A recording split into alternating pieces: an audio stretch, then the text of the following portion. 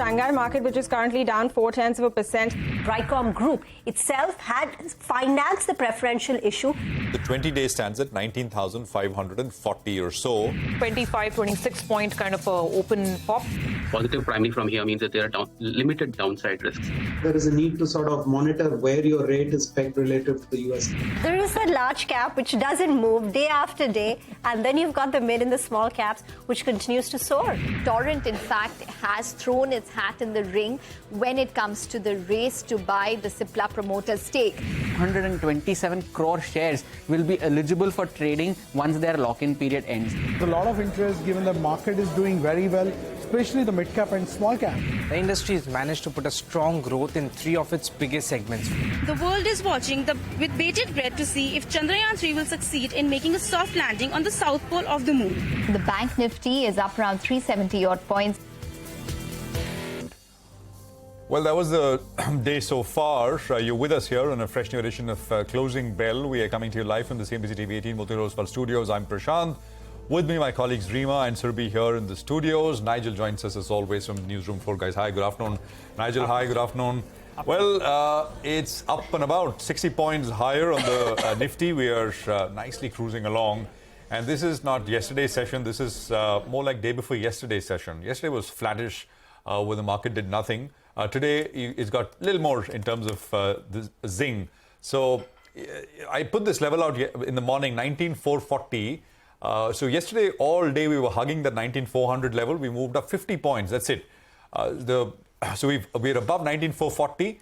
Hopefully, the speed should pick up a little bit now. And it's not going to be a drag and slow move. Maybe the speed picks up. That's what's needed. The 20-day is still some distance away, about 100 points actually. 20-day moving average is at 19,500 and 40, which is the logical kind of level to get to and then trade above. The banks are, well, they're saying a pretty good move, and that's actually the more encouraging of the sign, right? The Bank Nifty is up a full 1% after lagging for the last so many trading sessions now. So it's a very nice move. I don't remember the last time we saw a 1% up move on the Nifty Bank. It's been at least, I think, 2 weeks. The 20-day for the Nifty Bank stands at 44,720.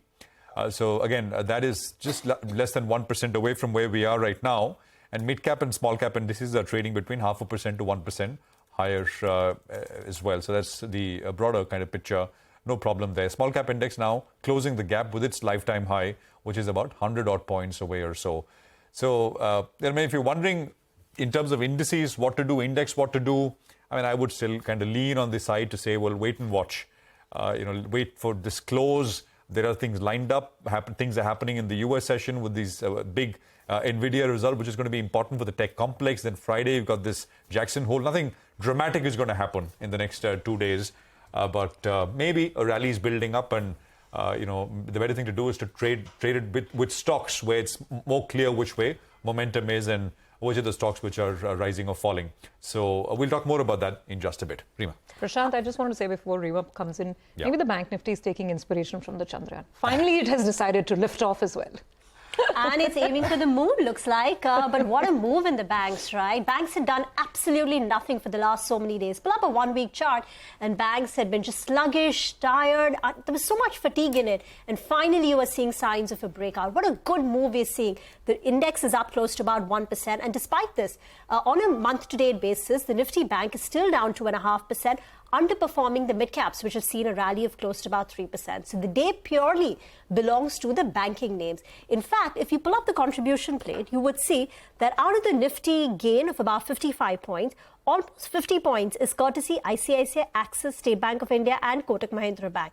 These 4 banks are contributing about 45 to 50 points of the Nifty up move. So the strength that we're seeing in the frontline index is all on account of these large cap banks, which have made quite the move. Now the levels to track on the Nifty Bank will be the 20 and 50-day moving average, which stand at 44,700 to 44,800. These would be two important resistance levels for the Nifty Bank to conquer on the way up. Just to quick check on the individual movers. Axis Bank is the top Nifty gainer. That's up 2.5%. ICICI Bank, State Bank of India, HDFC Bank is not showing you a big percentage move, but pull up the intraday chart and you would see that Giant too has woken up. On the mid-cap end of it, Federal Bank, RBL Bank, Union Bank, Bandhan Bank, these are stocks where you are seeing gains of close to about 3 to 4%. And outside of that, Sun TV and Indian Hotels deserve mention. Two F&O stocks, very good price and volume action seen there. Yeah, absolutely. I mean, today is a day that both large caps and mid caps have kind of pulled together, and global markets have held up, barring mainland China. All of the Asian markets had some green on it. Right now, Europe is trading with some positivity as well, about 0.5% up on some of these European indices like the CAC, the DAX. That was how a lot of the regional markets around us closed out. So it is a green day, no sort of taking away from that. And a lot of stocks moving with price and volume action. Take a look at RCF, for instance. Pull up the graph if we can. Suddenly an 8.5% up move coming in. Big volumes on RCF, actually even NFL. So this is a bit of a overall sector move that's playing out on fertilizers. There's a Federal Bank which is finding both again price and volume action.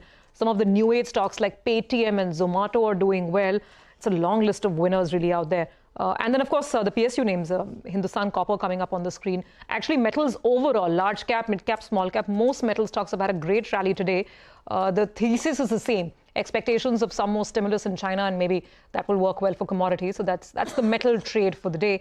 But Nigel, overall looking good, and I guess the bulls will really like the way the bank Nifty's performed today.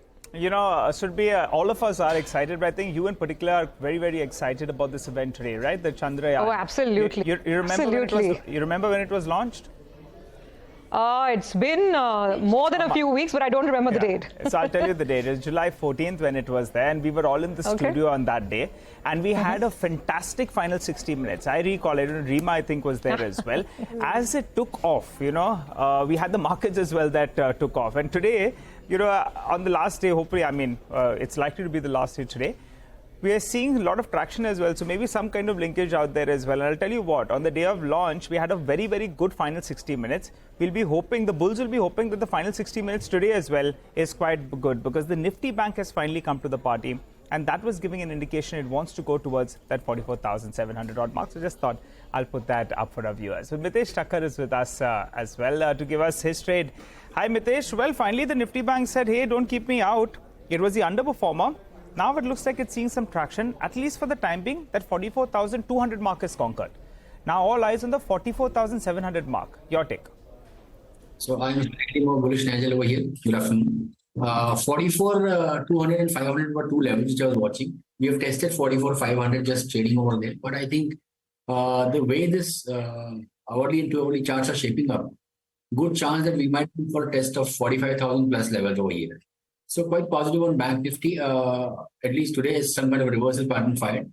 And 44,250 is now your stop loss if you want to take any long positions. And 45,000 is the first target. We may even eventually look at higher levels. So stay long. And as I said on the Nifty also, we did test the lower end of the range on Friday.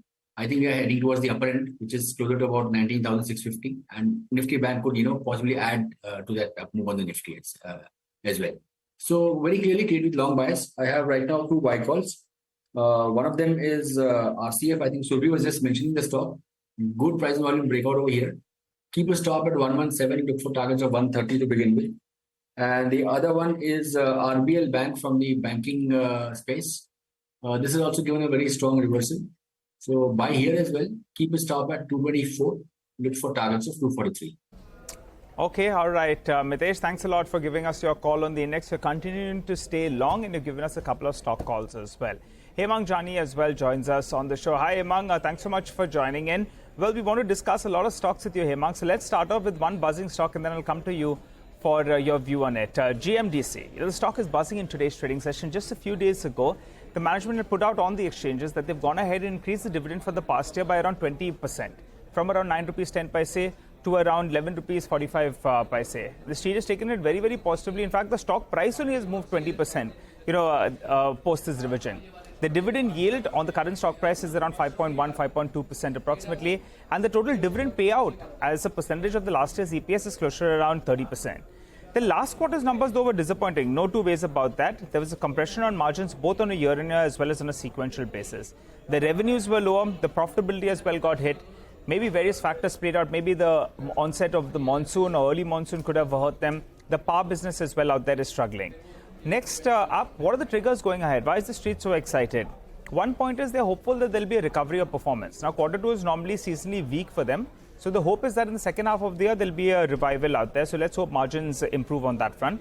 And the next biggest trigger for them is the unlocking of the opportunity in the rare earth elements business. They've been pumping in money in there. They have getting consultants as well online, but we need to see some delivery. But the street is optimistic on that front.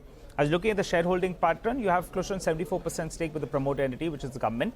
And also the FIs and DIs put it together, they have close to 4.5% stake, though I didn't find any notable name among the FIs and DIs. So there is some participation, but we'll still be waiting for the name out there. So that's the entire, all those triggers and all the factors with regard to GMDC. Hemang, coming across to you at around 220 rupees. You've seen it before at this price, but it did correct from there on. What's your view on it? Is there something really going to come about from this rare earth opportunity that they've been talking about? How bullish are you?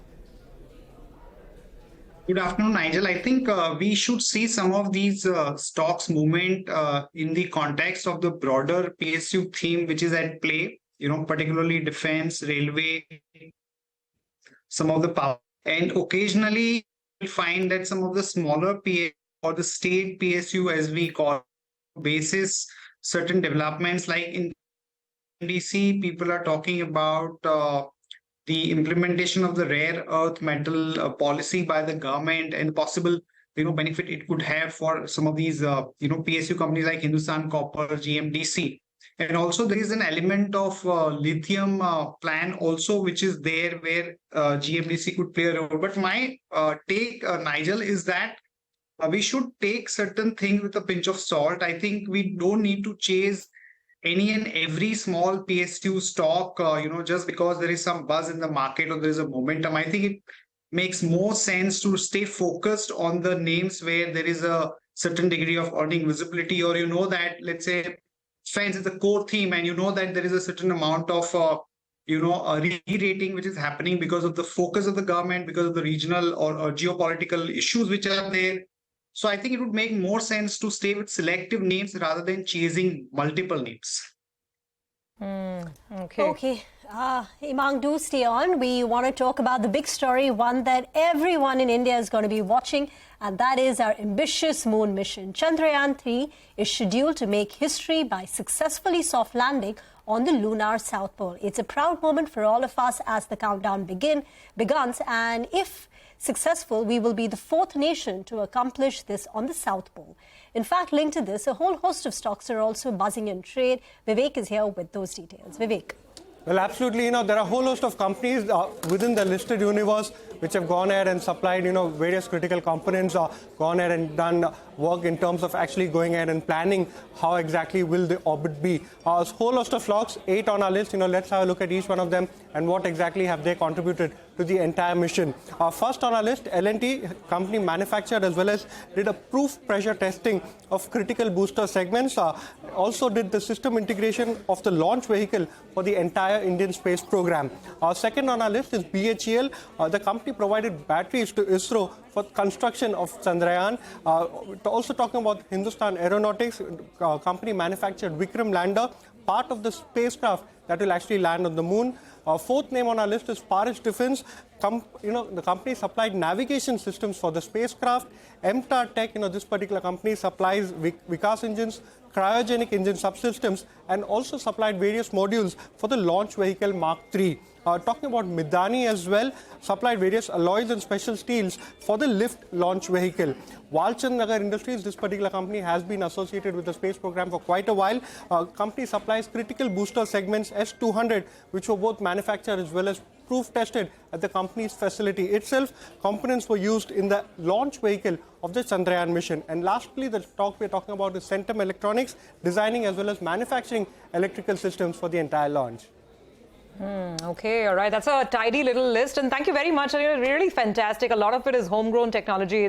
A lot of it is indigenous. And those stocks are up in a way. In fact, it seems the market wants to latch onto this theme, Prashant. I mean, Nelco, it's a Tata Group company that's into VSAT connectivity. I don't think it has anything to do with the Chandrayaan. But even that stock's buzzing 8-9% higher. I think it's really the theme today.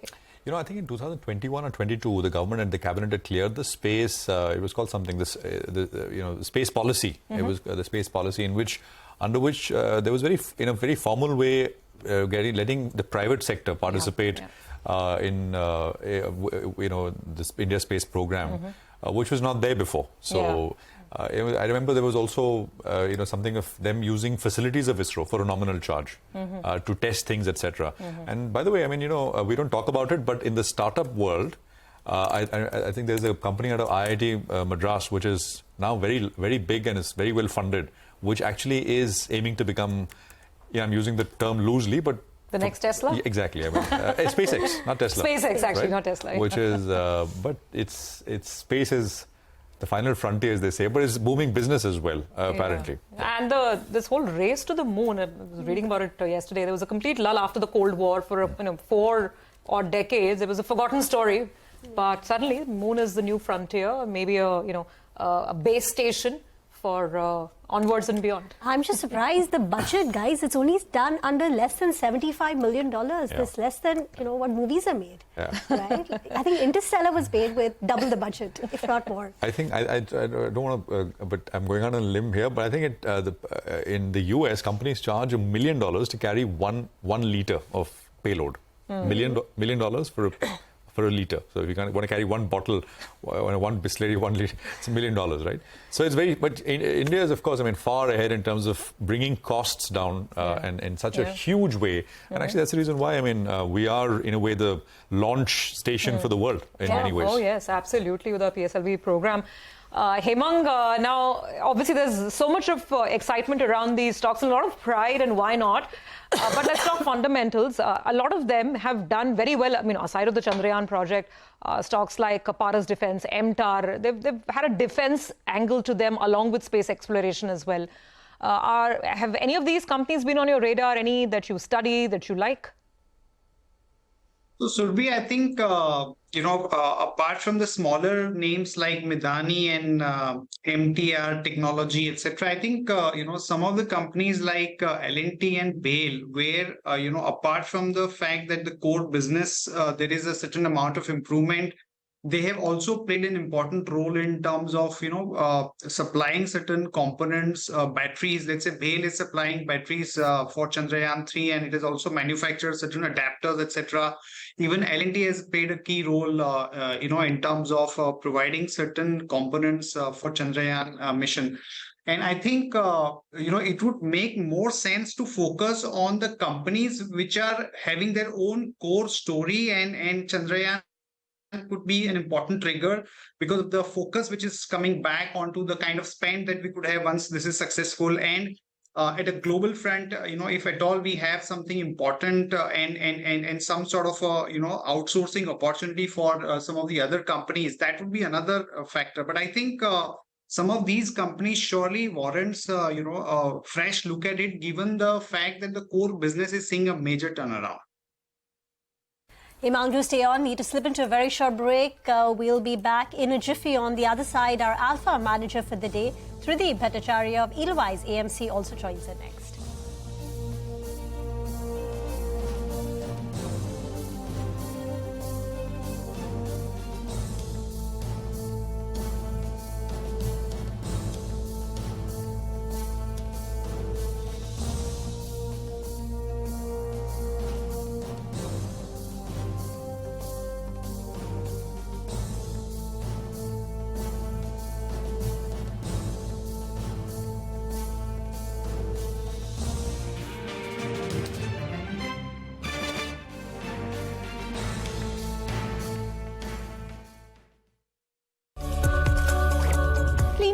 Sheets and bold ambitions. Step into the future of India's banking sector at the most anticipated event of the year. Witness a remarkable convergence of visionaries, industry experts and top leaders as they size up the risk-reward roadmap map out strategies to achieve unparalleled growth and achieve financial sustainability. Nucleus Software presents CNBC-TV18 Banking Transformation Summit.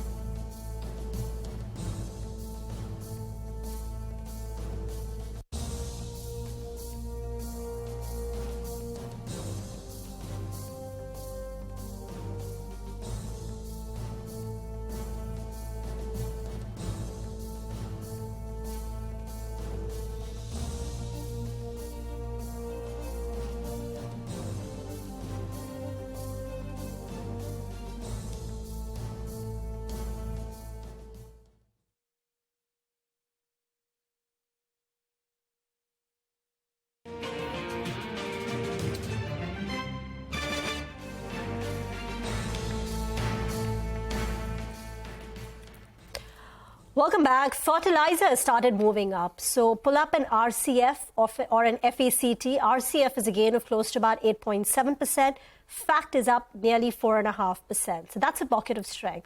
Apart from that, defense continues to buzz. Whether or not you're linked to Chandrayaan, look at something like BEML. The company earlier this week had also won an order worth nearly 100 crore rupees. Its order book as of June was nearly 10,000 crore rupees, 9,800 as of 30th of June. And BEML has had a spike in the last few minutes. So that's one, stock which is doing quite well. And you've got strength in some of these smaller real estate players. So Shriram Properties, Imami Realty, both these stocks are moving up on large volumes. But now let's get to a big story, and this is a CNBC-TV18 exclusive. Sources say Torrent Pharma is likely in the race to buy the promoter stake in Cipla. Ekta is here with the details. Ekta. The latest news as per sources to CNBC-TV18 is that Torrent Pharma has joined the race for Cipla's promoter stake. However, due to the size of the likely deal, Torrent might need investor support for the stake buy and could look at options such as forming a consortium with PEs. Separately, PEs continue to be in the fray for Cipla's stake, such as Blackstone and Baring PE. Remember, CNBC-TV18 was the first to report on Cipla looking at a stake sale to PEs. CNBC-TV18 is currently awaiting a comment from Torrent Pharma. So the question is, why might Torrent be interested in Cipla? The main lure analysts say is the access to Cipla's India business, which is around 2 times the size of Torrent's India sales.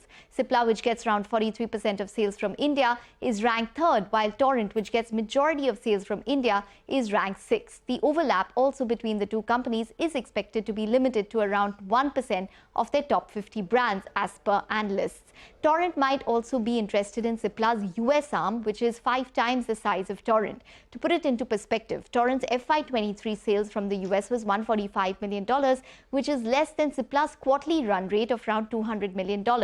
While it will add around $700 million in case the deal does go through, for Torrent, it will come with regulatory issues such as Cipla's Goa and Indore plant, adding on to Torrent's 2 critical plants which are under the US FDA scanner. The worries of a likely deal such as this would be on the margins. Torrent's margins in Q1 were at around 30.5% and Cipla's at 23.6%, with Cipla's South African region margins expected to be lower. Additionally, Torrent is well versed on India-focused acquisitions. They have in the past decade made significant acquisitions such as Elder's domestic business in 2013, Unichem's India business in 2017 and Curatio Healthcare's business last year. But the deal size has been much smaller, ranging from around 2,000 to 3,600 odd crores. The other worry about a likely deal is how will Torrent fund this likely deal. Cipla's market cap is 1.5 times Torrent's. Cipla's promoter stake is worth over 30,000 crores, and with an open offer, the deal would go upwards of over 55,000 crores. Torrent already has a debt to equity of 1 times. How much would they need to take on to fund a deal of this size? And if it is a consortium, what would the structure be like? Lastly, initial thoughts from analysts such as Antique is that Torrent, if it is looking at Cipla, might be biting off more than they can chew, and the structure and other factors such as continuity in management such as Umang Vora, who is considered critical to operations and been with the business since 2015, will be watched. Ekta, thank you very much for putting that into perspective. Hemang, your thoughts? Do you think the Cipla acquisition makes sense for Torrent Pharma? It adds a lot to their US business, but it's much larger in size for Torrent Pharma to take on board.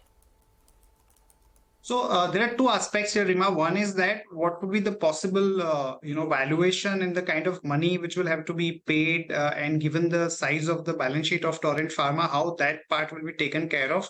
In terms of business synergies, given the fact that Cipla has a much stronger presence in the categories like nasal and the kind of ecosystem that they have built, I think it will make a lot of sense for Torrent, because the focus of Torrent Pharma has been more of India market and certain categories, whereas Cipla had a very distinct portfolio which would definitely make a lot of sense. So I think it would surely make sense. Now, time and again we had heard in the market that the stake or the companies on the block, but the management had denied. So it would be very difficult to gauge whether this is going to happen or no. But I think in terms of pure business synergies, I think it surely makes sense. All right. Thanks very much. Appreciate you joining in, Hemang, and as always, it's a pleasure having you here. Well, look at the Adani Group stocks. I just want to make a quick mention. Stocks have come off, and the intradays will tell you the story. So look at that's a sharp cut. I mean, actually, look at Adani Enterprises to begin with. There you go. You can look at some of the others as well. Maybe Adani Green. That has come off a little bit. It's down about 2.6% or so. Transmission is down almost a full 6% or so.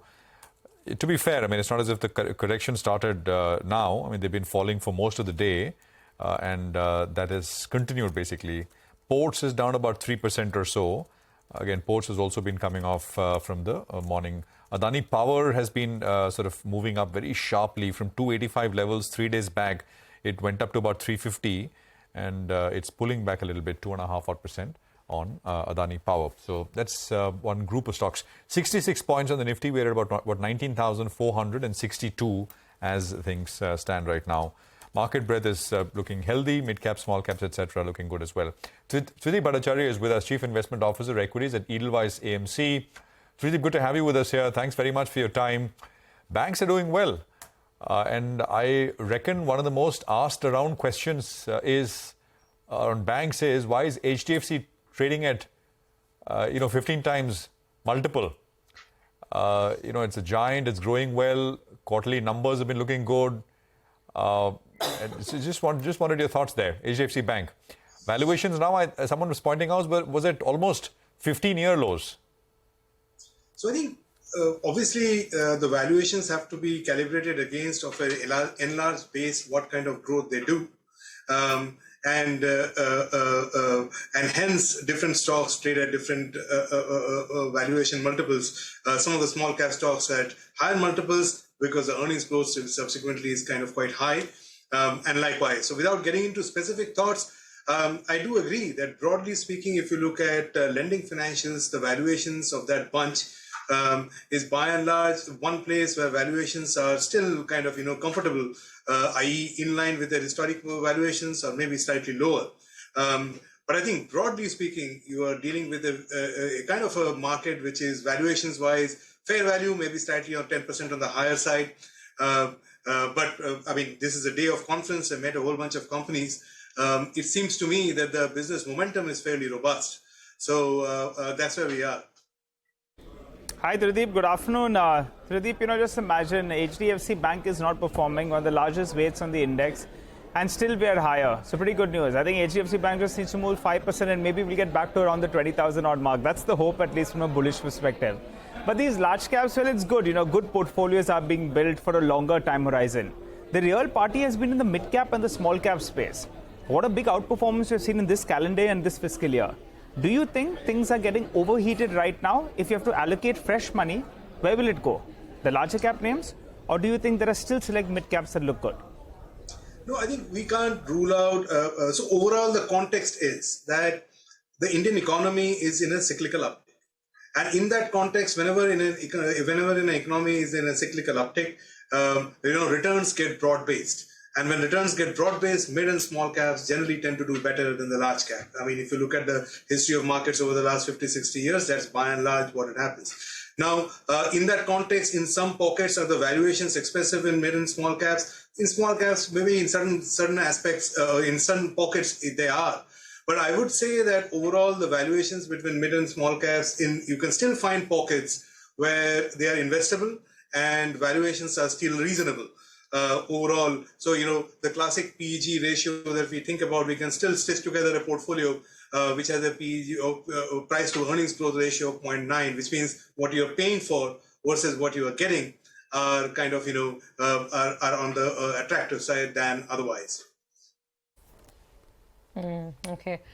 Trideep, I did notice that in your flexi cap portfolio, at least the top holdings, if you look at them, they're more large cap than mid caps or small cap. So, is that a sign of maybe a sense of caution with which you're approaching the market right now, given the mid cap rally?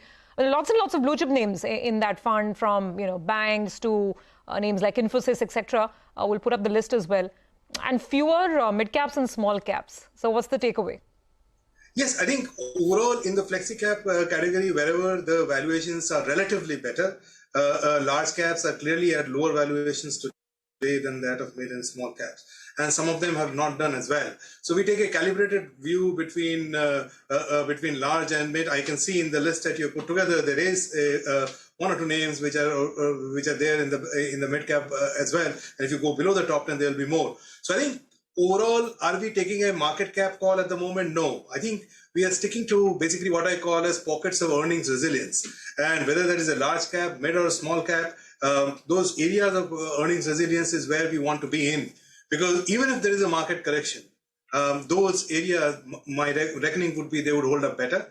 And if there is a bull market, they would do kind of better in absolute terms. So in either ways, focusing on pockets of earnings resilience is where, I think relative alpha or absolute alpha might turn out to be. Trideep, simple open-ended question. In the last 1 month, in the month of August, what have you bought? So I think overall, in the last month or last couple of months, we've by and large seen the result season. We've added to kind of some of the stocks which look good on the medium term but have corrected. So, some of the EMS companies, some of the so-called, hardware-oriented companies which corrected in and around the numbers, we added a bit to that. We added a little bit to the pharma sector, and I would add a little bit on the IT sector. So those would be three if I were to sort of look at nibbling. That's what we have done in the last couple of months, 2 or 3 months, I would say. And in IT, was it large cap or mid cap? What was the bias? In pharma, it's been in pharma and EMS stroke, China plus one theme. There, it has been more mid and small cap. In IT services, it's mixed. There have been some large caps as well. I mean, I think the last result season post a disappointment that came through did give us some levels, particularly in IT services, where stock prices came down to attractive levels, and we took advantage of the same. Sudeep, what about these PSUs? Out of nowhere, some of these companies have come out and they're smashing it out of the park. Under ownership could be one reason. Valuation comfort. Some of them pay a lot of dividend as well. And Prime Minister Modi as well said, just watch these stocks a couple of weeks or so ago. It's come out and just whacked it out of the park. How are you positioned out there? I mean, selectively, you showed the top 5 names or top 10 names of FlexiCap. You can see one PSU name in there. But overall, the way we pick stocks is kind of, ultimately, particularly, let's say, within financials. So basically, within PSUs, it's more stock selection, more selective rather than kind of just PSU as a theme. But within that, if you look at lending financials, okay, in my opinion, given that they've gone through the worst asset quality cycle over the last 3 or 4 years, and growth is gradually picking up, I would say the growth there is fairly broad-based across private sector banks as well as public sector banks and also NBFCs. So there we have taken selective exposure to PSUs because we think at this stage of the cycle, even the PSUs would stand to do well. The other area where we have taken exposure to PSUs is basically within defense, because we find that as a combination of valuations, their earnings outlook, and where the order book is, that sort of, that places them quite well. So, just to sort of reaffirm, it's more the thematics in and around the sector or the sectoral dynamics that led us to the PSUs rather than buying PSUs and then trying to fit a theme into it, is what I wanted to say. Okay. Thank you very much, Trideep, for joining in. Need to slip into a very short break. As always, we'll get you a check on what dealing rooms are saying in our next segment, the Street Chatter. We'll also get you a few technical trading calls, BTST, on the other side.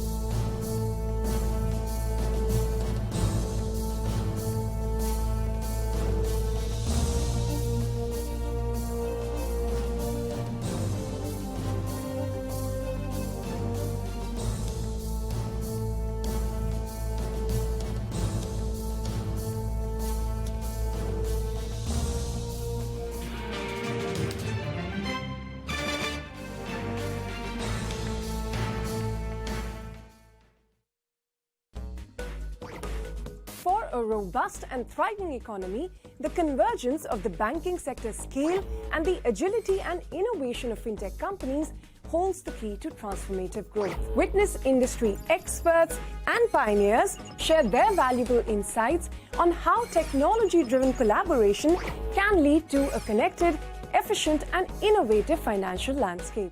Nucleus Software presents CNBC-TV18 Banking Transformation Summit.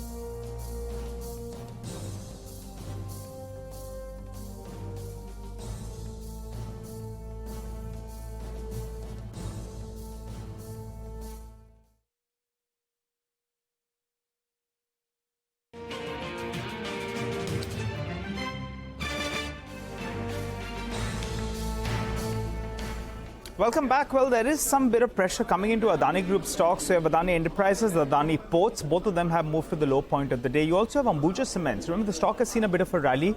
Good acquisition in Sanghi Industries, any which way you want to look at it. But that one as well has slipped from the top. So just keep an eye out on a couple of these names. But it's a good time to shift focus to our special segment, D-Street Chatter. Nimesh is with us. Today, both of us are back in the studio from the conference. Yes. Nimesh, tell us, what are you picking up in terms of flows? You know, Nigel, a good day of trade. The screen is looking better, but the volumes are on the lower side. So there is not much larger participation from the institution, so to speak, in today's upside rally. So that's something I can say a word of caution, so to speak, you know, because it's not led by some large institutional buying or volume. So that's overall feedback. Also, the fact that today's rally is led by the financials, and that's been the weakest sector, so to speak, in the last many weeks, right? Yeah. And that's seeing a bit of a pullback now. The index is up 1%, but even then, within that, it's the PSU stocks, PSU bank stocks, which are doing well today within the financial names. I guess, but the biggest theme is the PSU stocks. In a sector after sector, you're seeing a rotation happening, and there's a lot of chase happening now. We saw with defense companies, then railway PSUs, then there was a bit of excitement for the shipyard companies as well. Today, for a change, the mining companies are doing good, right? You spoke about GMDC up 10%. I was looking at OMDC. It's a thin stock, but again, that stock is up 11%. Yeah. And now in the last half an hour, 1 hour, you're seeing also a bit of momentum in the fertilizer name. So RCF all of a sudden has shot up 8-10%. So PSU as a theme is continuing to do well. Again, whether you call it technical reasons or just a sector rotation, but that's one space which has been largely chased by retail as well as institutional investors. From a technical point of view, we're still stuck in that range between 19,300 and 19,700. So you're not breaking on either side, but I guess today's move is largely looks like more of retail play than an institutional play, and it's largely favored towards the PSUs. Yeah, and the PSUs and the banking names, right? The banks that were asleep, everyone is saying. But even within banks, I guess it's the PSU banks and the smaller private banks which have done well vis-a-vis the large names. Nimesh, time has come when the Nifty Bank is up 500 points and HDFC Bank is up 5 rupees. You know, not even up 1% or thereabouts. But tell us, what about individual stocks? Well, individual stocks, it's all about blocks and blocks. So my first stock in the list today is Max Financial. Again, the stock is marginally under pressure today, but largely there is a big chatter about a large block deal coming in Max Financial very soon. Remember, there is an indication that maybe the promoter entity could be a seller in the Max Financial block. So that's the first one. The second stock is Interglobe Aviation. For the second day running, the delivery volumes are quite high. I understand the buying interest is back from the larger institutions. Remember, after the block, the stock had consolidated for almost a week, and now you're seeing a bit of buying traction back in Interglobe. So that's the second one. The third stock is Tata Communication. Again, this is one stock, not much been tracked largely by the sell side, but this week the stock is up 7% and on good volumes as well. And I believe one domestic mutual fund has been active buyer, and hence a bit of outperformance in that stock of late. And the last stock is GAIL. Part of the PSU theme, so to speak. Again, the volumes are on the higher side today. Good delivery been marked by the larger institutions, and some bit of interest seems to be back within GAIL as well, and hence a bit of a move in that stock as well today. Well, thanks very much. Interesting list, Nimesh, as always, and good getting that, right here. Well, just a quick word that I was mentioning the Adani Group stocks, which were all lower, they've fallen more. So Adani Power was down just 3%. There is a sharp fall which has happened after 3 o'clock. So the stock actually is down 8% now. So, from being down 8 now. Look at ports, that's still down about 4%. Transmission was down 7%. I don't think there's any incremental, or maybe there is a bit of an incremental fall. Stock was at about 900 or so at 3 p.m. It's fallen 10 rupees more from there, down 7. Adani Green is down 4%, and Enterprises is down about 6% as well. Enterprises has also taken a bit of a plunge after 3 o'clock. So just a quick update there. Surbhi and Rima, you guys were talking about the Chandrayaan private sector participation. And I think Vivek got us that link with companies which supply to ISRO, etc. This is Sunil Singhania, needs no introduction. He runs Abacus and a veteran investor. I think Sunil has tweeted, it's quite funny. He says, the tweet will come up, the cost of Chandrayaan 3 is 615 crores, he says. The market cap of companies supplying parts to Chandrayaan is up by 50,000 crore rupees today. So I don't know if Sunil's sat down and calculated, but yeah, it's gone up by a significant amount. So just something I thought was funny to put out for the viewers as well. And sometimes, these things, there is wisdom in some of these funny tweets, right? Markets bid up things, the theme, and not everyone benefits, not equally. Some of this is very sort of far-fetched, out of the future. But of course, I mean, the market is, as they say, a voting machine, and it's voting these stocks higher as things stand right now. So that's, the stocks. Mitesh is there's back. one more thing we should be watching, and that's the final between Pragyananda and Magnus Carlsen. Yeah. When is that, by the way? I think yesterday was a draw, and I think it's going to continue today, right? Okay. So we're all rooting for him as well. Absolutely. I mean, double dhamaka. Maybe when we come back tomorrow. So fingers crossed. Mitesh is with us to run us through what to buy or sell today for a reverse trade tomorrow. Mitesh, so 40 points. I mean, we were looking a little like the market was catching some momentum. We were up 60, 65, given up a little bit, 14,440 once again. Your thoughts? It's given up a little bit, Prashant, but the good thing is that the bank nifty has hardly been troubled. And, while there's some selling on the nifty components, I think the bank nifty catching up some momentum is good, and obviously it will add to the nifty upside movement as well. So I expect the bank nifty to head towards 45,000, maybe even higher levels once it crosses the pivot of 45,000. So that should keep the nifty in good stead.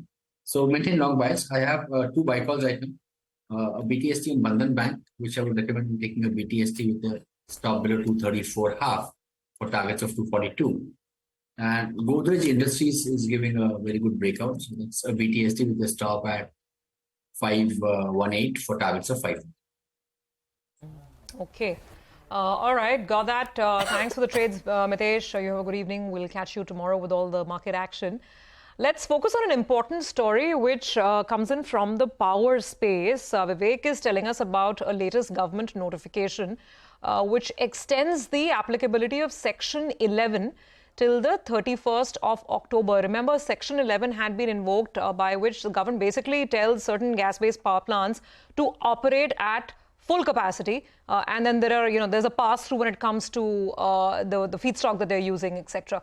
Let's go across to Vivek for more details on this. Vivek, jog our memory. When was it started and why the extension now? Well, absolutely, as early as in February 2023, the government had anticipated that the peak power demand would actually necessitate the use of plants that were not operating at full capacity, and also plants that were importing coal from outside of India, especially plants that are based out of Mundra and Gujarat. So Tata Power, one key beneficiary of that. However, the government was not allowing a full pass-through as far as these costs were concerned. So the emergency clause was activated, where for a specific period of time, the government allowed a complete pass-through as far as these costs were concerned. So now, this is the second time an extension has come, and this was expected given the fact that especially in the past week, we are actually seeing power demand hit historical highs. So in the last week, power demand has been consistently above the 230 gigawatt. So what's actually happened? The government has extended Section 11 till 31st of October 2023 from earlier 30th September deadline that they had set about. This particular move was done to ensure availability of electricity, and also all imported coal-based plants that we mentioned will now be able to operate as well as generate power at full capacity. Okay, thank you very much for that. Let's invite on the show now Ambarish Balika, market expert. He's with us. Ambarish, any of the power stocks that you like? Power demand continues to surge. There could be some constraint in terms of capacity. Anything on your radar? I have recommended in the past is Tata Power, which I recommended closer to, I think, 200, 210 levels. And I have a price target of about 300. And clearly, I'm quite excited about the way they're getting into renewable energy and green power. So I think that's what is going to be driving them over the next 4 to 5 years. So I'm as of now, I have a target of 300, but closer to that, possibly I'll revise it. All right. Hi, Amrish. Throwing it across to you. Normally, when you join, you give us one stock that you like. Educate us. Which is the one that you like, and give us a couple of fundamental reasons as well. See, the stock is Britannia. Everyone knows this brand. It's a 100-year-old brand, best known for biscuits and value-added dairy products. And now the focus is on becoming a global total foods brand. In the last 10 years, they've made tremendous progress. Direct distribution has increased about 4x. Rural reach has increased 7 times. And now they have a footprint in new geographies, introduced new categories. And they set up a dedicated R&D unit in Bangalore in 2016. The stock in the same time, in the last 10 years, has become a 12-bagger. But last quarter, the earnings were a bit disappointing. So we have seen a small correction in the stock. And I think that's a buying opportunity. Because if you look at the dividend payout policy, excellent. I mean, 75 to 80% of the profits are paid out. And despite this, they have been doing a lot of capex. I think the next 2 years, I'm expecting a top line growth of about 14% CAGR. So 35% of the revenue should actually come from the non-biscuit segment. And I believe that the margins should improve because a bigger pie would be coming from the premium products. So I'm expecting an EPS of about 108 for FY25. And with that, my target is about 5,400. 5,400 on Britannia. Okay, that's almost a good 900 points, 900 rupees away from where the stock is right now. Got that. We'll keep that in mind, Amrish. I just want to point out to viewers that a lot of the stocks, banking stocks beyond the large cap names, are really having a great session as well. So there's a rub off. Look at South Indian Bank, 5% up. Look at Bank of Maharashtra, 4%. RBL Bank, Federal Bank, Central Bank of India. Lots and lots of names, IOB, and it's cutting across lines. It could be PSU banks or some of them, smaller names, some private sector names. Karur Vaisya is also one of them. So lots of second rung banks, basically tier 2 lenders, doing very well in the market. Amrish, do you like any of these names? I mean, if you were to buy anything beyond the bank nifty, banking names, which ones would you go for? No, in fact, in the past, I have recommended Federal Bank as well as Bank of Maharashtra. I think Bank of Maharashtra I recommended just about 3 months back. And in fact, that time I had a price target of 36. But now, in fact, I've increased it to levels of 48.50. Federal Bank, I have a target of about 174. So that, I continue to hold on. But then I believe that overall the banking pack, I'm talking of the large cap stocks, I think the run is more or less done. Because what we saw in Q1, I think, was the top as far as NIMs are concerned. I clearly see them declining going ahead. So it could be a good time to book out in the large cap stocks. And even these stocks which I've been recommending, Federal and Bank of Maharashtra, and even South Indian Bank, which is, has done decently well in the past 2 to 3 months. So I think these should be looked at more of a trading bet over the next 2 or 3 months and possibly book out at the target prices. Amrish, do stay on. We need to slip into a very short break with the news that after a one-way up move on the Nifty Bank from about 10:30 a.m. to about 2:30 p.m., the Nifty Bank has just gone sideways and there has been a little bit of a knock coming through in the Nifty itself. So the Nifty, which was holding well above 19,450, has just gone a hair below that important level. We'll slip into a break. We'll come back. 9 minutes to go for market closing.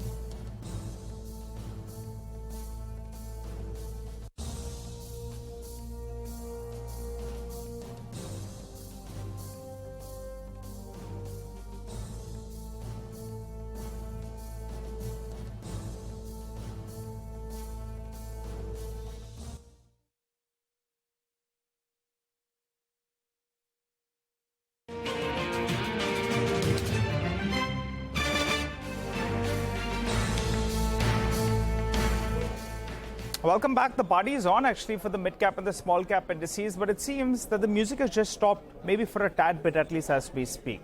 You pull up the intraday charts or the lines of the advanced decline ratio. That will tell you the picture. And also just take a look at the Nifty mid-cap index. That's seen a sharp downtick actually in the last few minutes. We're still up close to around 0.3%, but nothing compared to what we were, say, around 50 minutes or so ago. And those lines are coming closer together. At the start of today, there were only 300 stocks that were declining. Now there are 1,200 stocks that are declining. So the party is on, but maybe in fact the music has stopped for a little bit towards the end of today's session. Well, Amrish is still with us. Amrish, I wanted to ask you about a couple of the smaller banks. Bank of Maharashtra, South India Bank, they've got a new boss at the top. They are up. Everyone's talking about, banking stocks looking name, but some of these ignored, maybe under-owned names. They are up, 25% in this month itself. They're quietly moving higher. Some of these, tier 2, tier 3 banks, do you like them? Federal Bank, for example, the management joined us yesterday. They're talking about doubling their loan book. The stock is up 4% as well today. So that's what I said. These are those three banks which are like out of the smaller pack. But then again, this may not be an investment at this point of time, in the sense when I say investment, I may not be possibly holding it for 12 to 18 months. This is possibly a 3 to 4 month play because the catch-up is happening, and there's been positive news in some of those stocks, especially the South Indian Bank with a clear change at the top. We could see the way Karur Vysya had moved. Okay, I think we lost the line there. We'll just go back to him as soon as we have him back, Amrish. In the meanwhile, I just want to make a quick mention of, look at what Paytm is doing. It's shot up. It's all of the move, almost all of the move for the 7% that is on Paytm coming after, I think, 3 p.m. There you go. That's a very sharp move up, which we've seen on Paytm, 913 or so. But back to South Indian Bank, Amrish was completing that point. Amrish, we lost you there. Go on. Bank is concerned, I think the story is there for the next 3 or 4 years because of the change at the top. And we have seen, how Karur Vysya Bank balance sheet was cleaned up and the way it has performed. But then the issue is going to be over the next 3 or 4 quarters when you'll see the NIM starting to come down. And because of which I first see the large cap stocks correcting, because I think that run is more or less done. And you'll have the small and mid cap stocks possibly correcting post that. So I would possibly use Federal Bank, Okay, finding it difficult to make that connection with Amrish, but he was just giving us his view on the banking space. Federal Bank is the one that he likes. The Nifty is going to go home with gains to the tune of close to about 0.5%, but most of those gains are courtesy the strength that we had in the banking names. The Nifty banking index is going to go home with a gain of over 1%. That's a 500-point rally, and after many days of sluggish move, today it appeared the Nifty Bank has broken out with its individual constituents led by Axis Bank, ICICI Bank, State Bank of India, all rallying close to about 1.5%. Kotak Mahindra Bank has also had a pretty fantastic intraday chart, 1% higher on that. Other gainers include Hindalco, that's up 2.3%. L&T has had a good session. Maruti Suzuki, SBI Life gaining for the second day in a row yesterday as well. Quite smart. On the losing side, Adani Group stocks under pressure. Adani Enterprises, Adani Ports were the top two losers. The sell-off accelerating in the last 1 hour. Adani Enterprises by the close down nearly 6%. Softness seen in Sun Pharma, Tata Motors, Bharti Airtel and ITC. Okay, if you talk about the mid-caps, yes, there was a cool-off, but the index is still going home with a gain of almost 0.4%. We've been discussing a lot of these, Chandrayaan-associated stocks.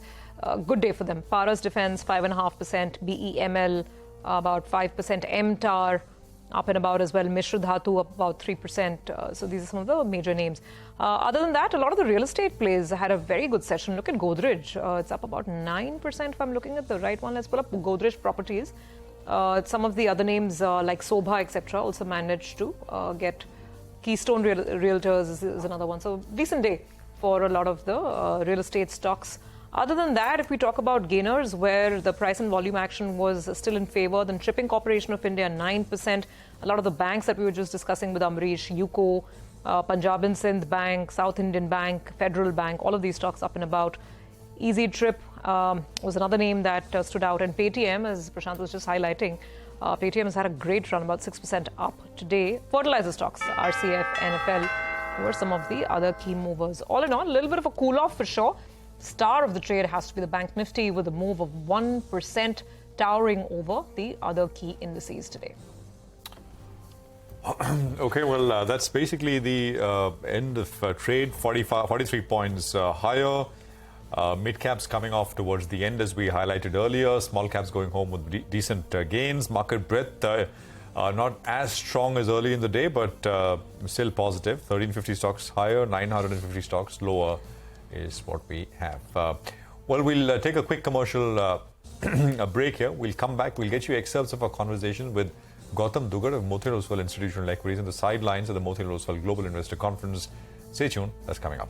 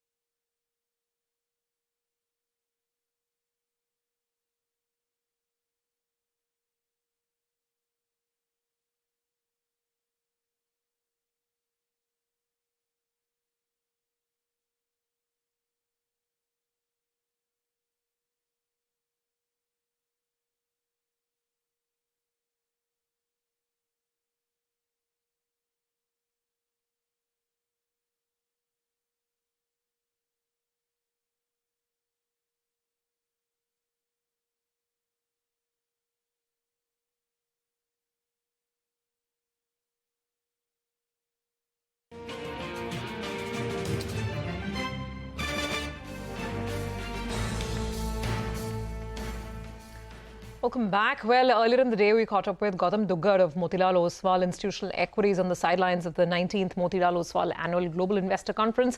Let's listen in to his views on the market. Actually, there is a lot of interest given the market is doing very well, especially the mid-cap and small-cap. And if you see through our CEO track, you would find one distinct difference this time compared to earlier years. The CEO track has a lot of mid-cap companies representing different sectors this time. It was deliberately chosen like that because we've seen the mid-cap and small-cap index over the last 3-4 months doing exceedingly well, and a lot of money flowing through into those schemes. This is a very unusual time where both macro and micro for India has been doing really well. So quite naturally, a lot of interesting takeaways pointing towards the upbeat sentiments around India over the next couple of years. Actually, we've had an all-time high participation from foreign investors. More than about 150 FIs have attended this conference over the last 3 days. And clearly, as you can see, over the last 4-5 months, the flows in India from the FI side have picked up really well after remaining dry from December 21 to February 23. The last 5 months of inflows have really wiped that out, and the interest was to be seen, to be believed across the CEO tracks as well as the individual company meetings that we have hosted. If you look at a slightly longer term picture over the past 5-6 years, the compounding has been very ordinary, right, over the last 6 years for both mid-cap and small-cap. Yes, some pockets have clearly seem overheated. The names where you've seen 50, 60, 70% rally. So therefore, investors definitely need to be a bit more cognizant about the kind of valuations that they're paying and what is actually already built into the price. But overall, yes, the corporate earnings season has also gone very well. And to that extent, the earnings plus sentiment plus the flows that you have seen, that is driving the mid-cap and small-cap rally. All right. Well, with that, let's turn focus to some interesting developments with respect to recent listings. There are 37 companies that will see various time frames of their lock-in periods ending, starting as early as today until the 31st of December. Hormaz is here with a list of all these stocks. And it's almost nostalgia, right? Because around the same time last year, sometime during October and November, there was a slew of companies who had their lock-in periods ending. And this time is no different. Now, according to a Nuvama note, a total of 37 stocks and over 227 crore shares will become eligible for trading once their lock-in period ends. Now, this lock-in period ranges from 1 month to as long as 3 years. But I'd like to begin on a different note, and I'll start with India's largest IPO, which is LIC. And that's because out of the 227 crore shares, 126.5 crore shares belong to LIC. Now, LIC will complete 18 months of listing in November, and that is when their 18-month lock-in period ends, which is on the 13th of November, post which those 126.5 crore shares will become eligible for trading.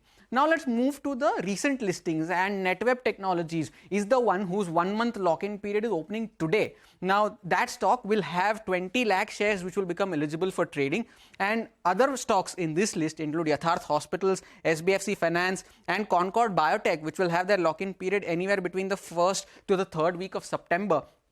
And now we move to the 3-month list. And of course, these names will also have a 3-month lock-in period. Of course, I'll not rename them, but a standout stock in the 3-month list is Utkarsh Small Finance Bank, which will have its lock-in period ending on the 16th of October, post which 4.5 crore shares of the company will become eligible for trading. Now, in the 6-month list, more than the number of shares, what's important to note is the percentage of outstanding shares that take center stage. And another standout in this list is Mankind Pharma, because the stock has almost doubled from its IPO price. And once this lock-in ends on the 6th of November, almost 70% of its outstanding shares will become eligible for trading. Now, onto the 1-year list, where you have stocks like Syrma SGS, whose lock-in period ends this Friday, and it will free up at least a quarter of its outstanding shares. And completing the list are stocks like Fusion Micro, Kines Tech and Dharmaj Corp. And it is this 18 to 24 month lock-in period where I mentioned LIC. And aside of India's largest IPO, there are also stocks like Campus Activewear and Star Health Insurance, which are trading just around or even below their IPO price, which is Star Health Insurance. Even those will have anywhere between 20% of their outstanding shares freed up. And lastly, it's the 3-year list, and this comprises of the most successful IPOs in recent times like Happiest Minds, Angel One, Mazgaon Dock. And all of these names will have 20% of their outstanding shares which will become eligible for trading after their lock-in period ends. So it will be interesting to see what kind of impact it will have on the stock price, outperformers and underperformers alike. All right. Well, with that, it's a wrap on this edition of Closing Bell. Thank you very much for watching.